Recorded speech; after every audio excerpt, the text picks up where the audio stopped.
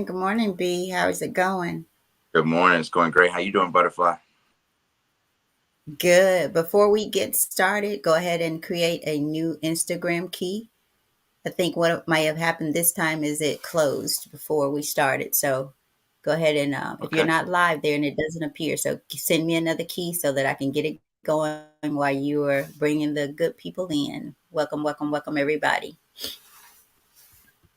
It's good. Sounds good. I tell So, you what, it is on its way right now. all right. Thank you, thank you, thank you. The things we have to do, right?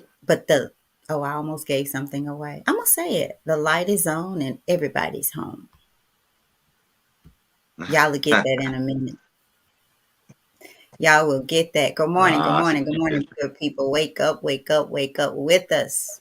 I am going to get some rest. I almost said something we're not supposed to say. I was gonna say I'm tired, but we've been taught here to say I am going to get some rest.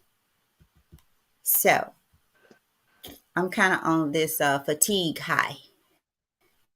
All right, I was about to say, you seem like you got a lot of Like that's the only way to get through it, baby, is to make it. No, like no, somebody. I'm doing this on What's? purpose. Oh, No, no, okay. no, Oh, I'm doing this intentional. on purpose. Like it's kind of like how Zolly and Tupac get when they're really tired. Yeah, it's how they get. So, like that's how I'm feeling today. My two kids. Yeah, Oh, well, yeah. welcome everybody. Mom, I hope you got that stream key and we can bring everybody in. But if you are joining us from, as of right now, Facebook Live and Instagram Live, welcome and thank you for joining us this morning and including us as a part of your morning routine. Even if this is the first one, a routine to where we meet here every single morning at 7 Go a.m. live, Brandon. I'm sorry. I I, will I don't wait. want to mess this up again. Okay. Brandon, if you don't mind going No, live you're, there. you're Okay. good. I don't want to miss. No problem. I see it. I Sorry to see it. interrupt Thank you. you. I appreciate it. No, no problem at all. But again, guys, make us a part of your morning routine. This is a great part of waking up. We don't have Folgers in our cup, but we got our good coffee to help us wake up. Um, we're here every morning at 7 a.m. And what do we do at 7 a.m.? We're going through the Daily Motivations for American Success, written by Dennis Kimbro. An amazing book. This is full of inspirations every single morning, and it follows throughout the day. It shows up in our life. It's like a book that keeps popping. If I go into a or even just into a store or something, there's something I see or something that happens almost in every single instant that I can refer back to this book. And we're only 85, 86 days. What day is this, Mom? What? Day 85. Day 85. 85. 85. Yeah. So 85 consecutive days we've been here reading this book. Now, a little bit about this book. Daily Motivations for African American Success will help you focus on the thoughts, attitudes, and deeds that will lead to the achievement of your true goals. In 360 short, powerful motivations, one for each day of Dennis Kimbro, author of the popular Think and Grow Rich, A Black Choice, leads us to discover how to use the present moment and our own gifts to send labels, cultivate a positive attitude, become enough to know when to say yes and when to say no, and how to look inward for answers to life's challenges. So each motivation begins with words of wisdom from such distinguished and celebrated African Americans as X, Miriam Wright Elderman, Whoopi Goldberg, Hunter Galt, Bill Cosby, Carl Rowan, Mother Hale, Reverend Leon Sullivan, and hundreds of others. This practical inspiration will give you fresh encouragement every day of the year, but what it teaches will last you a lifetime. And who could not use motivation every single day of the year? Um, so welcome, folks. Y'all ready to jump in? Mom, you got anything for us? Want to shout out anybody in the comments? What's going on in your world besides being a little, as you call A little what? it? Did Um, you say um, hi? I said I don't know, fatigue. I'm fatigued, but I'm going to get some rest. I'm on a fatigue high. Like the That's it. kids, That's what's up. when they get sleepy, y'all, they start doing some of everything because they don't want to go to sleep. but their body their body is shutting down, and they're fighting it, right? So Right. good morning, Miss Brenda Davis. Good morning, good morning, good morning to you. Thank you for rocking with us. Um, All just the want to time. thank Shout you. out to Brenda. Thank you. Yeah, yeah. I just want to thank you. Just want to thank you. Can't wait for us to get together, like truly get together. We need to have a grown woman sleepover. Y'all don't, Brady, you don't know nothing about that. No, I don't know nothing about that. I don't I know don't know about nothing that. about that. But Yeah. you got anything else, Mom? You wanna add before we jump right into it? No, don't pick it up so you don't have to put it down. Oh, that's There right. you I go. know that's right. There you Well, go. thank you everyone. Thank you everyone that's coming in from Instagram Live, Facebook Live, or you. If you get the chance, make sure that you like this. If you can, YouTube on In This Season podcast and subscribe, like it. Tell the algorithm that this is the type of content that you want to see. Inspirational content. That's what we're trying to bring in. So, and every day. So, day 85, tomorrow's day 86. By that time, you subscribe. But let's jump into it. Today's title is, oh, please. Bum, bum, bum, The light bum. is on. The light is on, and somebody home. The light is on, and somebody is home. So our quote of the day, John Lucas, who's an NBA coach and covering addict. John Lucas, I think former now NBA coach covering addict, who said, "I Mm, believe in miracles. I'm living proof anybody can come back from the dead. I believe in miracles. I'm living proof anybody back from the dead." All right, and the passage goes, "I don't like this man," the doctor thought. Though he would not say it out loud, his heart wasn't in it. Besides being broke, the man was dirty and unkept. The doctor wondered when his patient had bathed last. Nonetheless, he was compassionate and treated his patient's cuts and bruises. The old fellow thanked him and left office. Nearly a month later, the man returned. This time, he looked much better. He was neatly and clean from head to toe.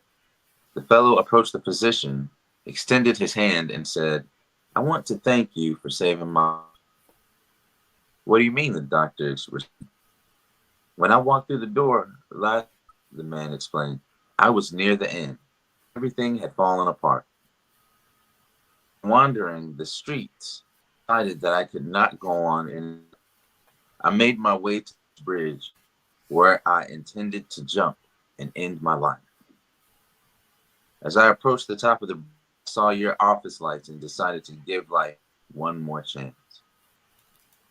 You were kind and helpful, even though I had no money and I was such a mess. Doctor, you made the difference in my living or dying.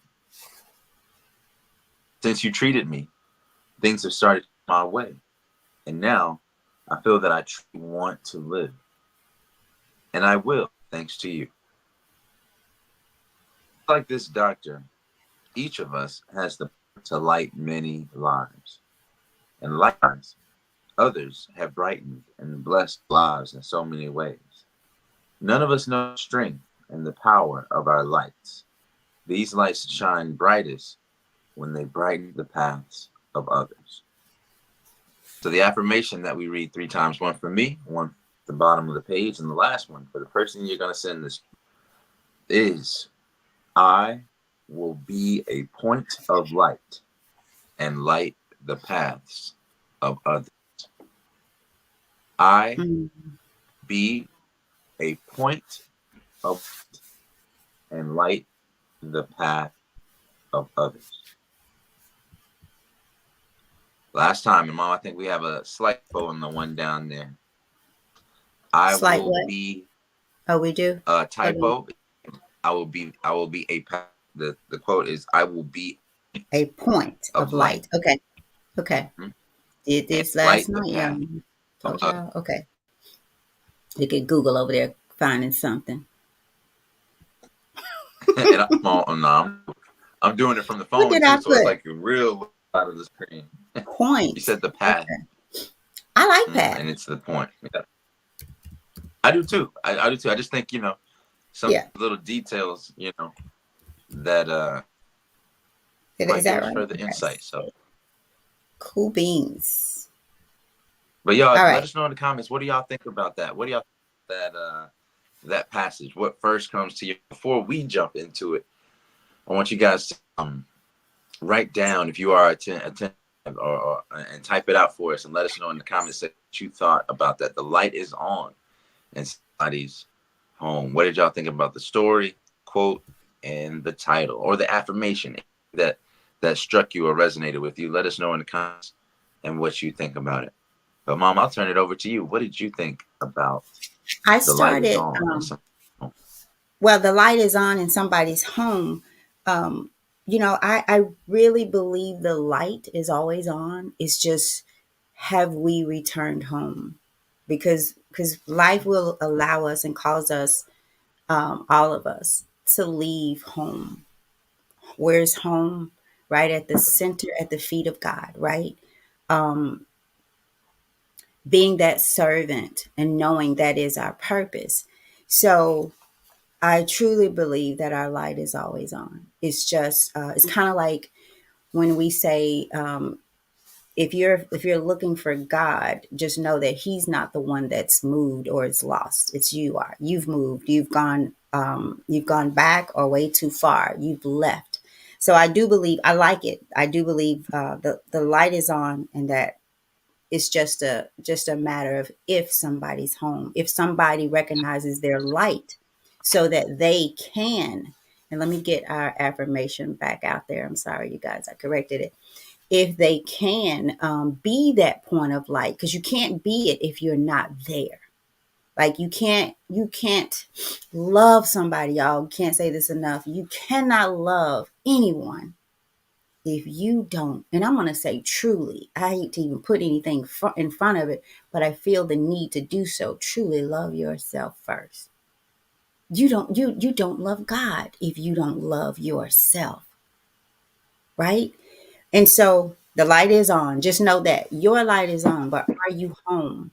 Can the person Mm, that you were assigned to light the path of, if they were in this situation, would they see your light and know that it's okay to come because somebody's there, that you are there?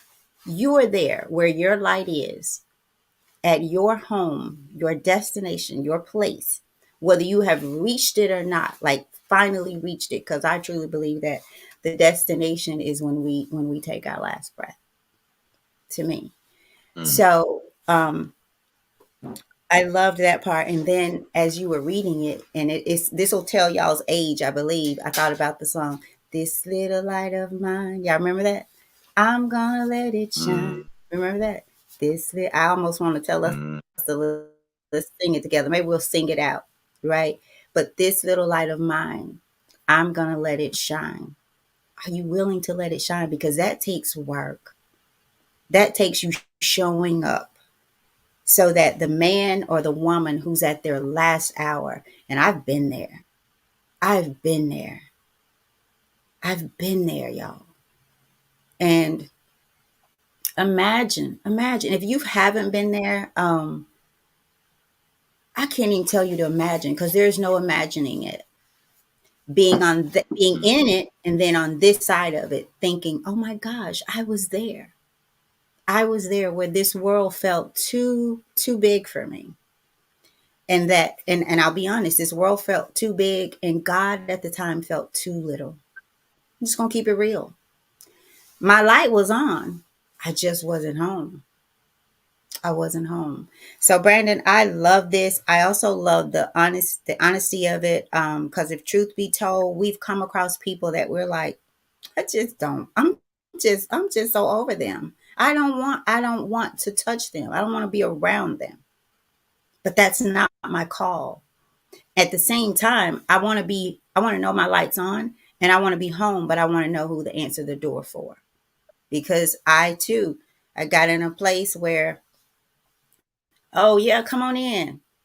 I'm bringing people in God hadn't even sent to the door. The light wasn't supposed to be on that night. I was supposed to be asleep in the bed, resting. So discernment, there's so much in this, but where the doctor says or thought, because he did not speak it, but you guys, thoughts are words as well. He thought, though he would not say it out loud, his heart wasn't in it. His heart wasn't in it. But based on this story, I believe he gave 100% of wherever he was. His heart wasn't in it, so he may not have been at 100. And Brandon, as you said, when we're at 50%, all we can do is all we can do. So on the day you feel 50%, you show up 50% of you, then give all of that 50%, because all we can do is all we can do. And sometimes the light needs to be on and somebody needs to be home for us. And we need to have the wisdom to say, I'm still light. I have my own light and I'm home, but I need to go knock on somebody else's door whose light's shining. So there's many ways that we can look at this, many things we can take from it. Going back and saying, this guy said, I want to thank you. He went back for saving my life. That's something that I think we forget to do with the people who have um, left their light on for us and stayed home for us. Stayed home and left the light on for you to come, right? And it doesn't mean you're coming to Mm-hmm. my house, because we can meet people at the grocery store. Interesting, because I feel like I have been running into this situation all week. Like, I had a little boy. I was at Walmart yesterday, and this little had to be 3 years old, y'all. He comes running through the doors of Walmart. And so, you know, I'm thinking there's some mother, a father, or somebody, an adult coming in behind him. Nobody ever came. I mean, he just came running through the door calling for his mama. And I tried to stop him because nobody ever came, but he was running so fast, I literally could not catch him. And Mm. I asked someone there, I said, who is he with? And by then he's down down to the left of Walmart, and a lady gets him, and I'm like, I don't even know if that's his mom. So I'm thinking something's crazy here, because nobody ever came after him from outside. Literally, whomever was in the car with this young 3-year-old let him out to go into Walmart to find his mom.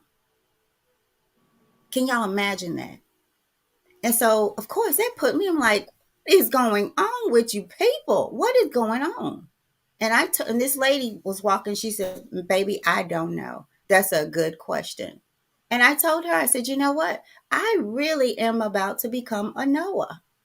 There is an ark. There is a corner that needs an ark to be started on. Like, people just, we talked about that this week, Brandon. People just don't seem here." And the Right. police got involved. The police was like, you can't do that. Whomever is in that car, I felt like they should have. I felt like it was child endangerment, because someone outside saw the kid running through the Walmart parking lot. Y'all know how they drive in Walmart. Mm. So whomever let that child out and thought it was okay to allow him to run across Walmart parking lot by himself. Is their light on? I still think so. Are they home? Absolutely not. Even the mother whom the police was talking to, it was like, I hear you, but I'm not hearing you. You're not reaching me, which is why I thought y'all should take that child. That's exactly what I thought. And I don't like to say that any child should be taken from their parents, but that was one that I think that child does not need to go home with them. But not my call. The child did. So Mm. it's just, I don't know. Is your light on? Are you home? And do you have the wisdom and the understanding that even when you don't want to, if it's your assignment, you do it to the best of your ability? Are you able to discern if this is one that I answer? Is this a knock that I answer? And if I do, how do I do my job? How do I be a servant so that God's kingdom is glorified? Over to you, Brandon. Thank you, Mom. You shared some really good insights, and as you were speaking, um, you know me. I'm very funny sometimes about inviting people home, Mm-hmm. right? And I've always been that way. I've only had a number of friends that I would invite home. And I think before I get into everything, I think thinking about the title versus the passage and the distinction of where the light was on is important.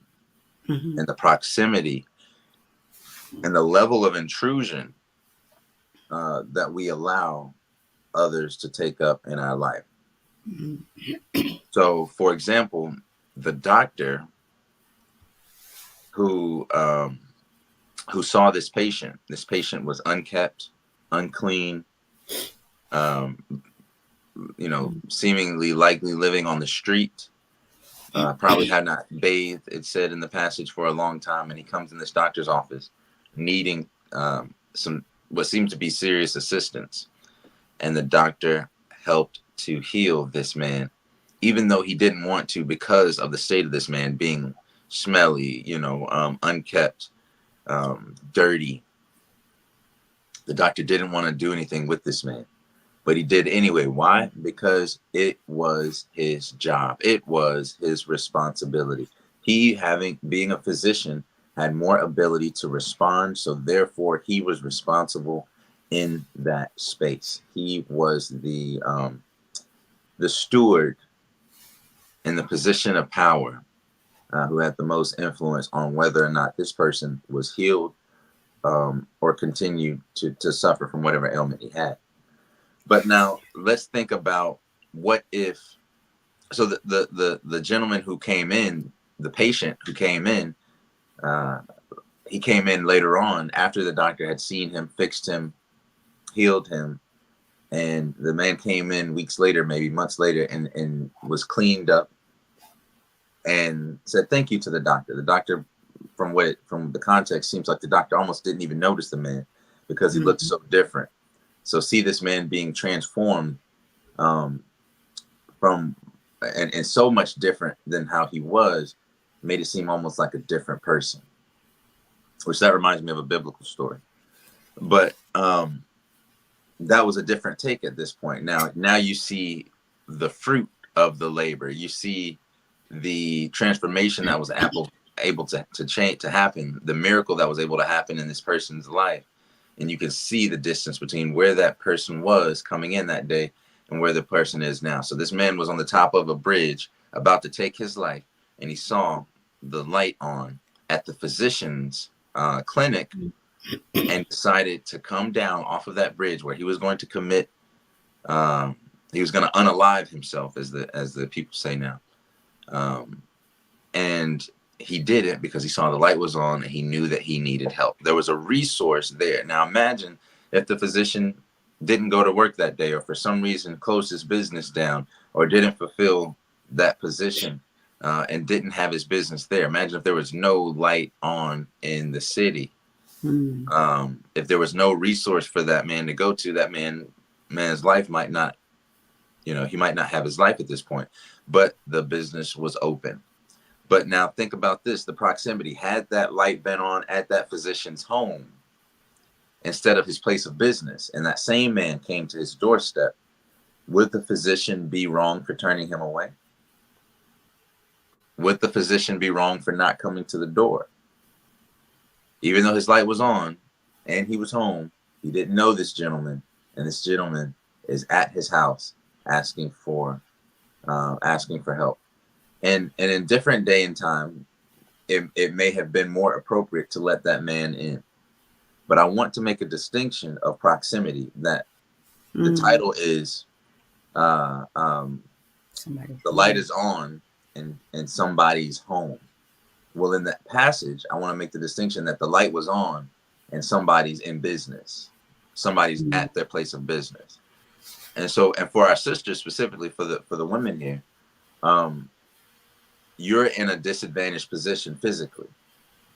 So you have to be extra protective if there isn't a man there to be that barrier between you and the outside world. And so I don't want us to to promote just letting everyone and anyone into your space because you want to be nice or you want to be compassionate. The first thing you do is protect yourself, right? The first thing you do is use your discernment, you know. And I would advise us to be a light in the spaces where light is appropriate. Be a Hmm. light, but be a light in the space that is appropriate. When you're going to sleep and when you're resting, the light don't need to be on. You're wasting energy. And there are times when, like my mother said, when the light is on, but you're not home.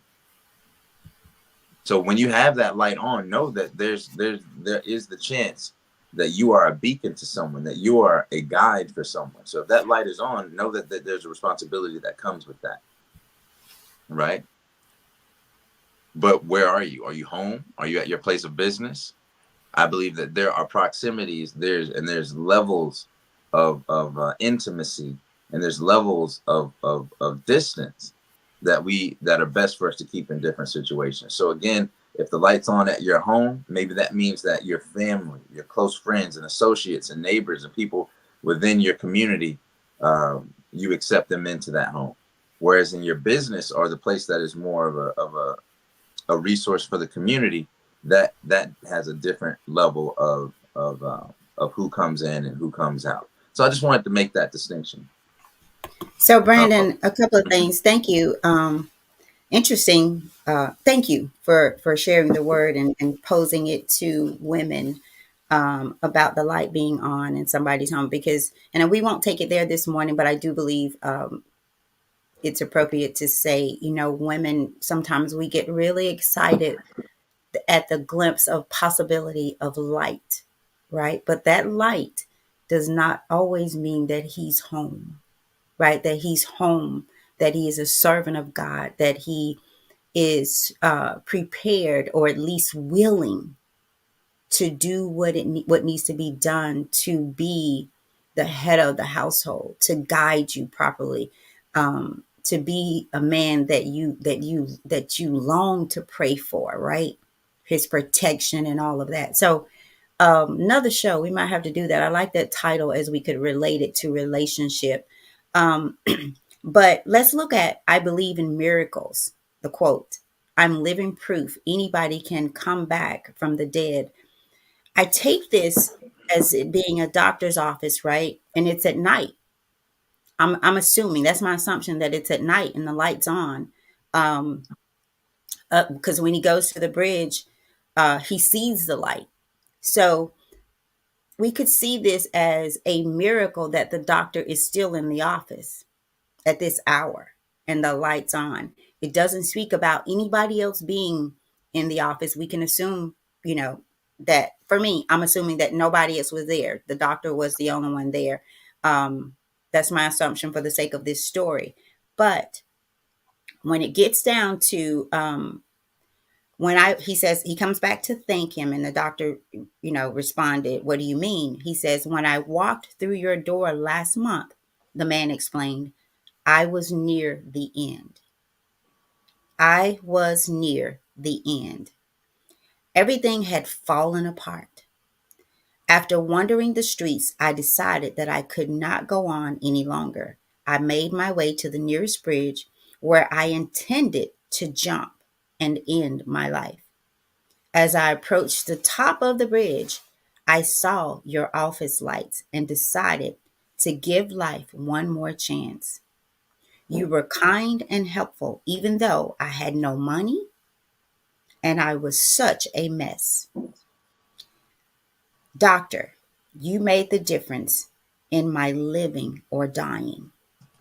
Since you treated me, things have started to go my way. And now I feel that I truly want to live, and I will, thanks to you."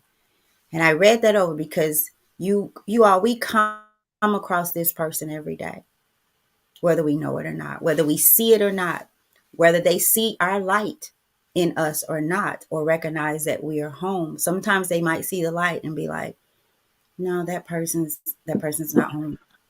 May not be the words that they say, but they may not feel comfortable enough to open up to you, or just to say, you know what, I'm going to give life one more chance through this person. I think I can talk to this person, right? So it's a double-edged sword for both of us, for both of these people, right? Because the doctor could have been like, no, I'm not opening my door. And even though he didn't want to treat him, there is the miracle. There is the miracle in that. So the light is on in somebody's home. And I believe the quote, I believe in miracles. I'm living proof that anybody can come back from the dead. Some of us are the living dead. Just doing life. Just trying to make it. I was out yesterday at another Walmart, and I ended up just getting some. I wanted something just to hold me over until lunchtime. So I went up to the deli, and y'all, I did everything possible to try to make this young man smile or just have a laugh. His spirit was so heavy, he would not crack. And I walked away thinking, what is wrong? What could be so wrong? Y'all, we have, and yesterday I think we talked about, well, you rush hour the day before, I don't know, about how much we have. We have so much. We can microwave a meal. We have things that we thought we may never have access to. Life is like this. And maybe that's the problem. I believe it was rush hour. Yeah. Yesterday I noticed how much I was rushing to the point where I just said, you know what? I'm slowing down. It is what it is. Let it do what it do. But this hour is not going to do me. Because I was all over the place yesterday. I had many errands to run, stops for work, and all of that. And so I felt myself getting and feeling anxiety, like heartbeat going fast, like I got so much to do. And I felt like so little time to do it. So if I give in to that, guess who loses? Me. So if I love me, guess what? I'm slowing down. And what will be, will be. Mm. If I'm a little late, I'm a little late. But I won't be there on time and have anxiety. Mm. So my light's on, and I'm very intentional about making sure that somebody's always home. And for me, you all, I truly feel like I have been this doctor many times over. And I hate to say the word treated. I've been there for people, and I've not always wanted to be. Mm. But I understand the assignment. And I'm coming to the place where I understand that because I am on assignment doesn't mean that every assignment is mine. Exactly. I think that's I the understand distinction. that. That's the distinction I was trying to make, that every assignment isn't ours, and we have to have discernment to know the distinction of that, because I think it's easy to get lost in our passion. I think this our gifts can also be our challenges. I won't say curses, but they will be our challenges, and within our challenges we find we find wisdom. And I think that wisdom comes from us knowing and having discernment on who we're supposed to be involved with and who we're not supposed to be involved with. And we make mistakes, and we have our own stuff to work through. But everybody that shows up at your doorstep is not for you, right? And I think we can get lost even in our own talents. We could be blessed with the ability to encourage people, right? But then there are those that would come to you and suck you dry, right, for energy, that Mhm, aren't mhm. don't want to don't want to change. They want a quote unquote, I call it a venting machine. And is that person, it, uh, are they is that where you're supposed to be, right? I'm not saying don't lend an ear to anyone. I'm not saying don't listen to people and don't be there for people. But there's a difference in being there for people and just being there, right? That person isn't interested in changing. That person is more Mhm. interested in having company around their misery. They say misery loves company. Dysfunction loves dysfunction, right? And where people are dysfunctional, sometimes they want to see others be as dysfunctional, or they lack the maturity to maintain a healthy form of that relationship. So you may have a friend that isn't mature enough to be your friend. You may have a associate at work that in the space of work they are too talkative or too um, they are lacking in focus, and their lack of focus and coming to your desk or your cubicle or wherever you are, whatever you're doing, is a distraction for you. So don't let your light to others in the attractive nature of light. You know, every bug that comes to the light ain't a butterfly. you know, if Every that caterpillar don't want to be a butterfly like the other day, right? exactly, Don't have the ability, and know what you're attracting too, the right? Like mindset. your light, you know, honey attracts bees. You know, spoils attract flies. What type of light are you sending out, right? And what responsibility do you have to the people that come to you? I really want to make that. I want you guys to understand that distinction, that this was a place of business, and this man had studied to be a doctor, so he has a communal responsibility to respond to people that have ailments and that have issues like that, right? It would be for me to have someone come to me with that ability and say, okay, or to come to me with an ailment like that, and for me to start working on them. It would actually be worse for me to respond like a physician, because I'm not a physician, right? So imagine my light can be on, they can come to my house, but that assignment isn't mine. If you got a broken leg and you bleeding all over the place, go down the street there. Or I can maybe my assignment is to help you get there, but my assignment isn't to fix your leg, right? And so this distinction I was making for men versus women is that, like I remember, Mom, I'm sure in your time with your helpful heart, I remember us picking up the Cuban. Remember the Cuban refugee? You remember Omar? Was it Omar? Omar. Omar, man, and that was a beautiful situation. I was a child. We were living up in Raleigh, weren't we? Yeah. In the timbers, man.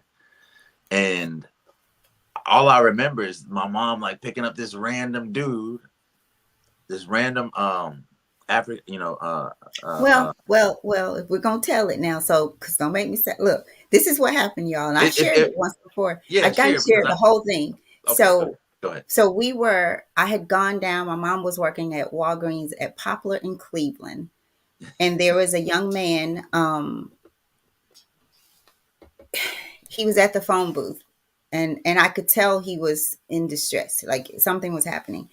And so I went in and did whatever I had to do with my mom, and I came back out and I just couldn't pull away from it. So I asked him what was going on. And y'all, he's sobbing. He's like, I'm trying to get in touch with my mom. I need to talk to my mom. And he was a refugee. He was over here and trying to get back in touch with family at home. So I left and I drove all the way to Raleigh.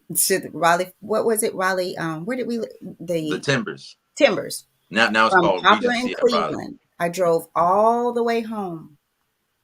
And then I couldn't do it. And it's night, it's at night. And I drove all the way back down to Poplar in Cleveland to get him From New because I Allen could Road, not. y'all. If y'all in Memphis, you know where New Yeah, Allen Road is compared right, to where Cleveland is. right. So I That's drove like all the way back 30 minutes. down Yeah. there. And I said, come on. And I took him, took him home. And we got in touch with his mom.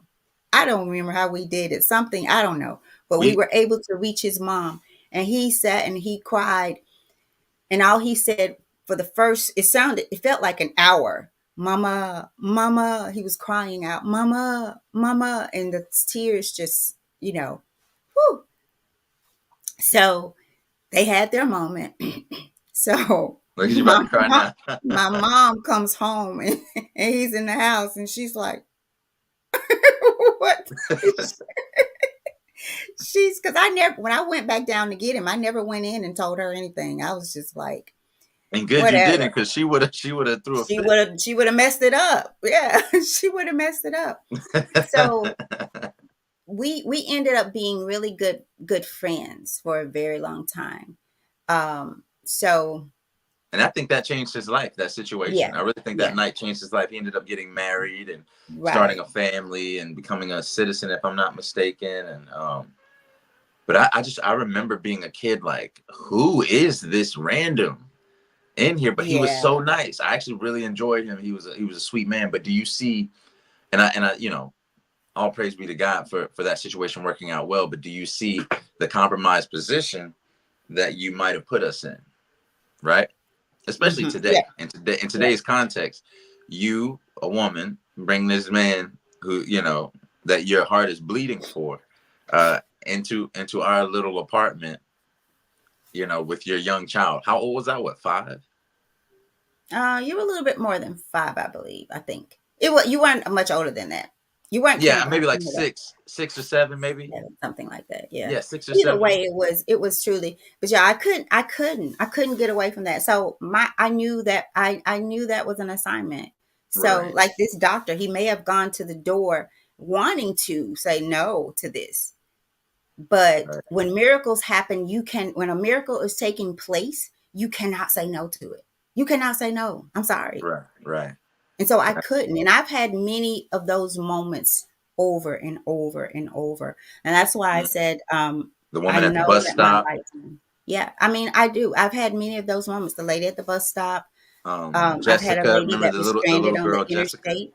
Jessica. I was just going to say about Jessica and I worked in North Carolina at an elementary school, middle school, and Jessica became my little baby girl from the school. And she was coming home with me from North Carolina to Memphis here. And we passed, oh my gosh, she was a child too. We passed this lady, and she was walking. And I knew I saw a car down before getting to her. And so I figured, her car had stopped on her. And we stopped and we took her to her nearest gas station so she could call someone. And she said nobody stopped to help. Nobody. And this is a woman alone. And this is years and years and years ago. Jessica's the same age as Brandon, and she was sixth grade then. I think You're sixth helping grade. somebody while you're helping somebody. Yeah, yeah. So I'm thankful. Right. But because of this, you guys, I feel like God has never allowed me to fail.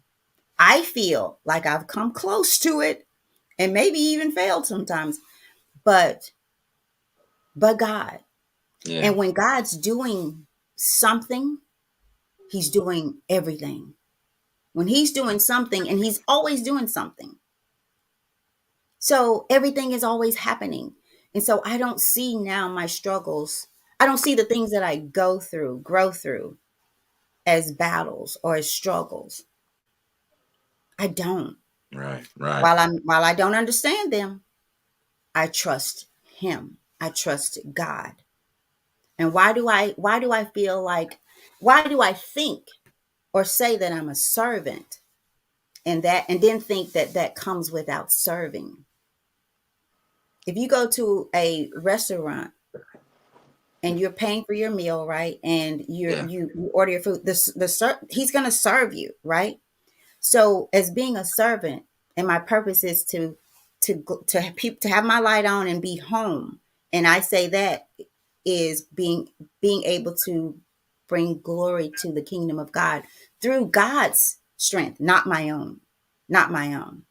Right. So I'm just thankful that my light is on and that I'm intentional about being home. Mm. And I'm thankful for the person whose light is on and they're home for me. I'm thankful for that as well. So, There's Brandon, that's all I have. If you want to wrap it up, I know I got some things to do here, and I know you do as well. Yeah, So, I just wanted to give a reference about light. Like light is in Arabic is a nur. It's called nur, and it's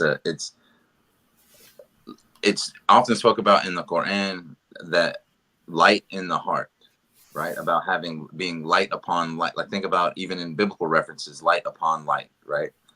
Um, Light has a metaphysical thing. There's something very interesting about light.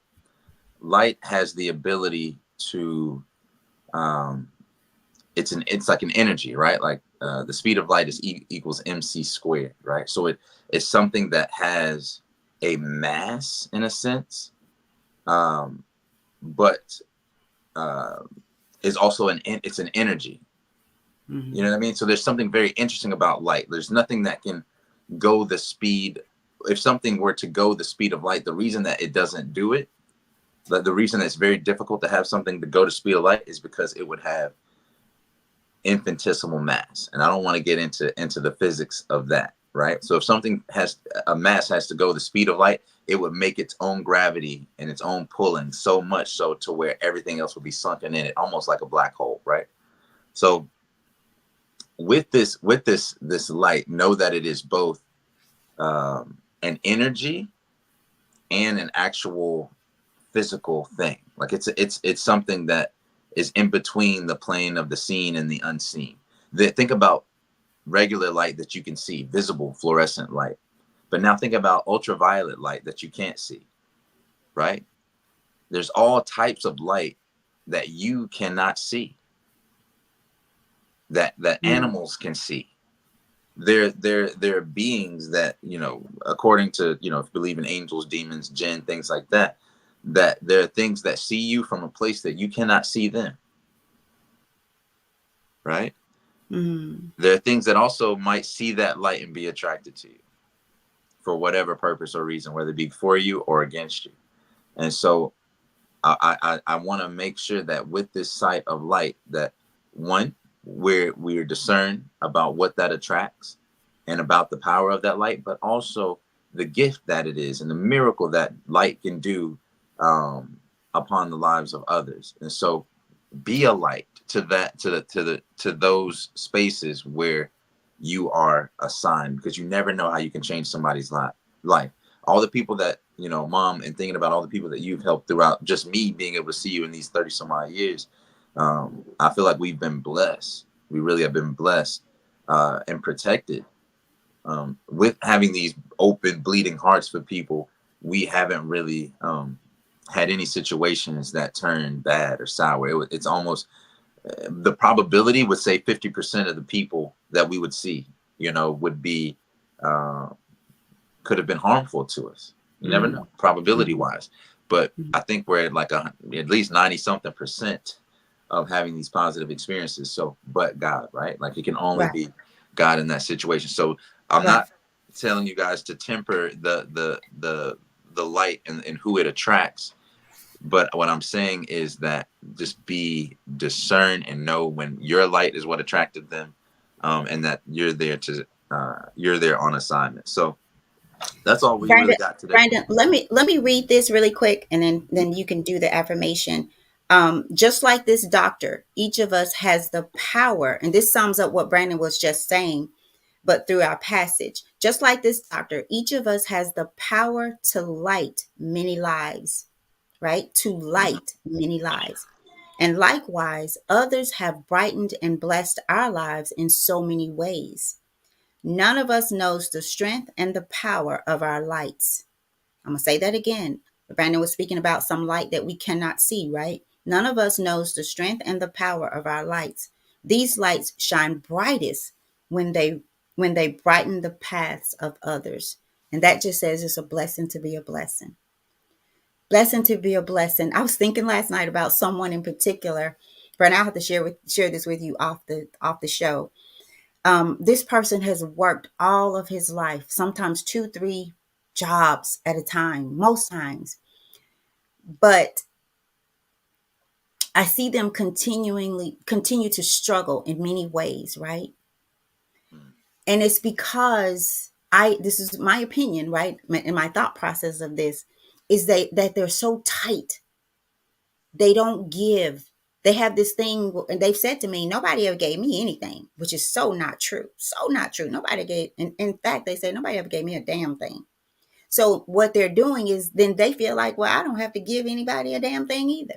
You were given life, homie. And so your works are not fruitful. Your tree is not Mhm. fruitful because it is a blessing to be a blessing.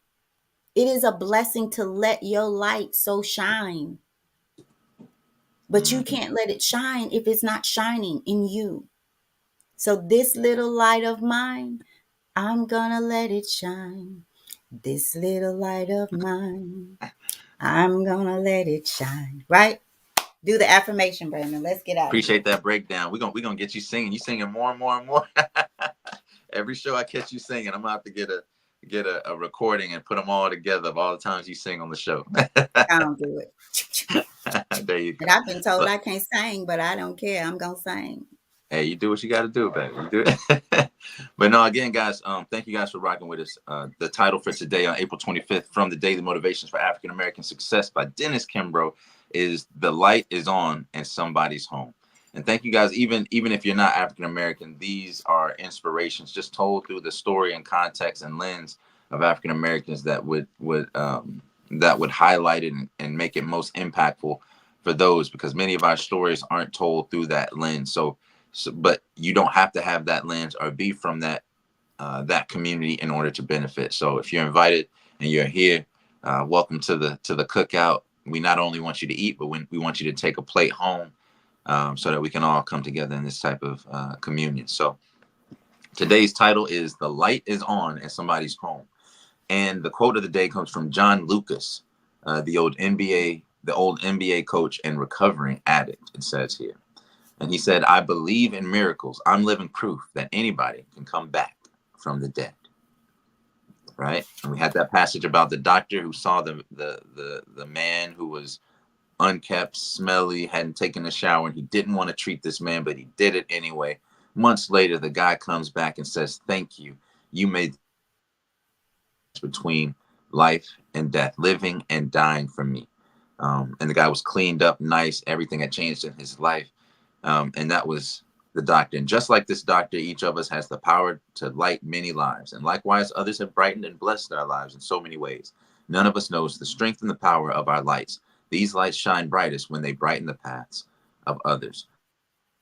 The affirmation for today that we read 3 times: one time for me, one time for you, and one time for the person or people that you are going to send this to and share this inspiration and affirmation with. And it is, "I will be a point of light and light the paths of others." You know, you're not the light for everybody. You're a point of light, right? I will be a point of light and light the path of others. And I'll either say it out loud or say it internally. I will be a point of light and light the path of others. So y'all go out there and be that beacon of light. Lead by example. Be discerned. Be helpful. And don't be tight-fisted with your gifts. You can't receive anything if your hands are tight-fisted like this. Open those fingers up. Be welcoming, but be discerned. The same hand that you can welcome with, you can say no. So just keep that discernment, guys, as we move throughout the day. We live in a slightly different time than even when this book was written. So I think that context we always have to transpose over. But go out there, be great, be a light to somebody else's life, and in doing so, make yours brighter. Thank y'all so much. We will see y'all tomorrow at 7 a.m. on the End This Season podcast with me, your co-host, Brandon the Gladiator Gator, and the beautiful, the dynamic, the transformative butterfly, this beautiful lady right here, my mom. We'll see y'all then. Take care. Go be blessed. Be a light to somebody. Peace. Peace.